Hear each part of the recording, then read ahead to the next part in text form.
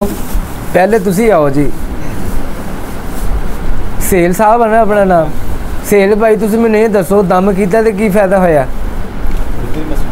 की बेहतर महसूस है? सानू भी दसो, सानू भी समझ आवे कि की बेहतरी आई। अच्छा, ए जेड़ा तुसी हल्कापन महसूस कर रहे, किन्ने अरसे बाद तुहानूं हल्कापन महसूस होया? जो तुसी तुहाडा सिर शोल्डर जिसम इदां इस टाइम तुहाडे जिसम के अंदर कोई ऐसी चीज़ नहीं है साडी नज़र ना, ये तुसी सानू दसना वा है या नहीं है, ताकि सानू भी पता चले असीं मेहनत की है। किन्ने अरसे बाद तुहानू सुकून महसूस हो रहा है? 5-6 साल बाद।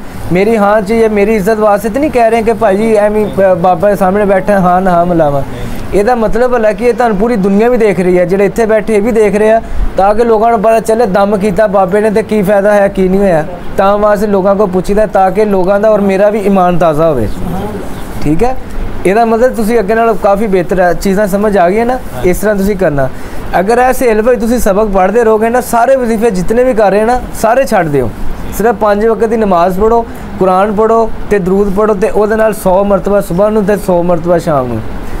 साढ़े वालिद साहब कहते जोड़ा ये नबी पाक सल्लल्लाहु अलैहि वसल्लम आप सरकार का भी कौल आ हदीस आ, जो बंदा ये 100 मरतबा पढ़ता ना, एक तो उसके गुनाह माफ़ होंगे, वो दराजात मुकाम बुलंद होंदा, वो इलम दे विच अमल दे विच इजाफा होंदा, और दुनिया भर दा जादू जन्नात साया नज़रबद वो जिसम के अंदर नहीं आ सकता जोड़ा बंदा कलिमात पढ़ता।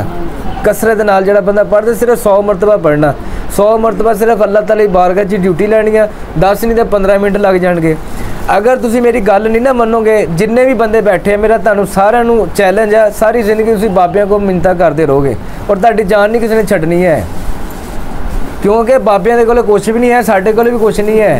ऐसे ये नहीं कहते साडे कोल है, यह सिर्फ गल्लां करन दा मकसद यह हुंदा कि अगले बंदे दा ईमान ताज़ा होवे और वो बंदा इलम अमल करे।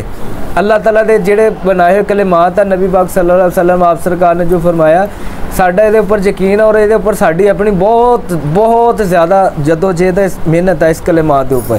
ठीक है, जिहड़ा बंदा पढ़ेगा जिंदगी च उन्होंने किसी बाबे को जाना नहीं पेगा, तो किड्डा आसान काम आ, किन्ना बहुत ही ज़्यादा आसान काम आ। ए पढ़ के उस बाद अपने वास्ते दुआ खैर करो, रिजक आसे, रोज़ी आसे, शोहर आसे, मियाँ बीवी आपस किसी भी मकसद आसे पढ़ के दुआ करोगे, अव्वल आखिर दरूद पाक 7 मरतबा और 100 मरतबा पढ़ लेना। ठीक है, अल्लाह पाक कामयाबी दा फरमावे। ए ना तुसी तेल वाली बोतल दवो,